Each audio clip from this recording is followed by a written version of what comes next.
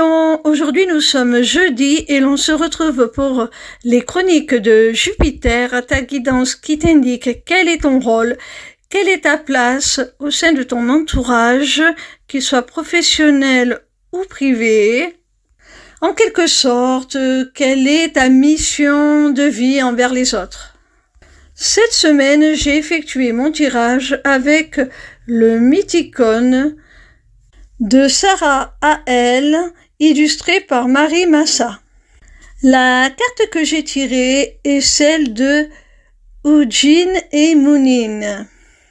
Dans la mythologie nordique, ce sont les deux corbeaux d'Odin. Ils sont ses yeux et ses oreilles. Ils font le tour de la terre chaque jour. Ils font le tour du monde des hommes pour venir rapporter à Odin ce qu'il s'y passe. La carte te parle de messager. Le nom de ces deux corbeaux signifie mémoire et pensée. Alors je pense, mon petit rayon, que ton rôle au sein de ton entourage est de perpétrer la mémoire, les souvenirs, les idéologies qui sont propres à ta famille ou à ton travail. Tu transmets des messages, que ce soit à proprement parler de véritables messages. Tu peux être journaliste, tu peux être un artiste engagé. Tu peux peut-être aussi jouer les médiateurs lorsqu'il y a un malentendu entre tes proches, en jouant les intermédiaires, en transmettant des messages aux deux parties. Tu peux être quelqu'un qui fait de la prévention. Et sur un plan plus spirituel, tu es certainement quelqu'un de très connecté à tes guides, dont tu reçois les messages, que tu en aies conscience ou pas. Tu as certainement une grande intuition par laquelle on te prévient de certains événements qui parfois ne te concernent pas forcément, d'où ton rôle de messager. Tu dois transmettre les informations que tu perçois pour le bénéfice de la personne, pour son bien. Tu peux être une sorte de guide spirituel, de maître à penser.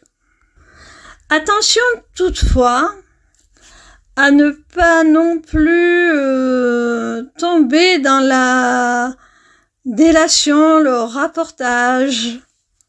Cela pourrait être des travers.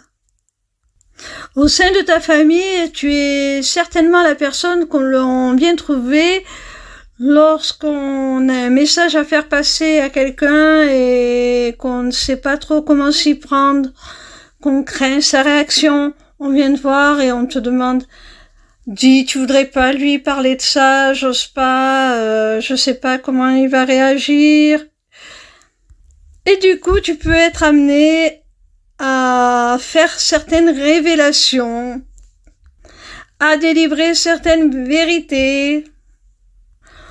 Tu peux être aussi un très bon conseiller lorsqu'il y a une communication un peu conflictuelle ou du moins compliquée.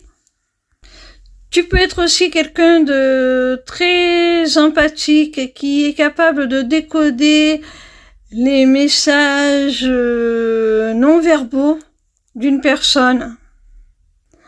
Alors en tout cas, être un messager est un très très beau rôle. Pas toujours facile parce que les nouvelles, les messages que l'on a à délivrer ne sont pas toujours des meilleurs, hein. Comme je le disais, attention toutefois à ne pas tomber dans des travers un petit peu de curiosité mal placée, limite de délation, de ragot, de rapportage. Voilà. Fais bon usage de tes capacités de communication. Voilà mes petits rayons, j'espère que cette guidance vous a plu.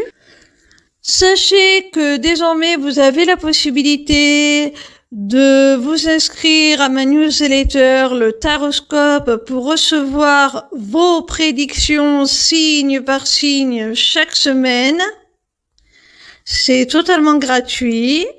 Vous pouvez aussi prendre un rendez-vous avec moi pour une consultation privée ou pour un rendez-vous découverte de ma formation, l'Académie des Arts Divinatoires.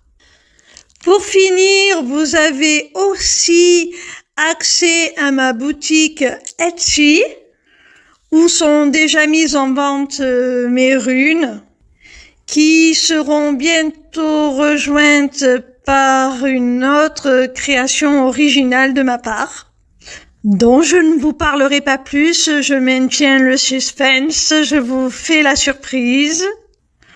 Tout cela est maintenant disponible via une seule page, lesmissivescélestes.fr. Alors n'hésitez pas. Vous y aurez aussi très bientôt la possibilité de vous inscrire à mon webinaire gratuit « Deviens ton propre guide grâce aux arts divinatoires ». N'hésitez surtout pas à me retrouver en live sur TikTok.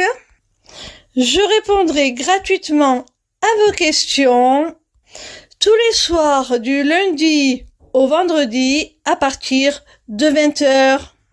Voilà, je vous embrasse et je vous dis à demain.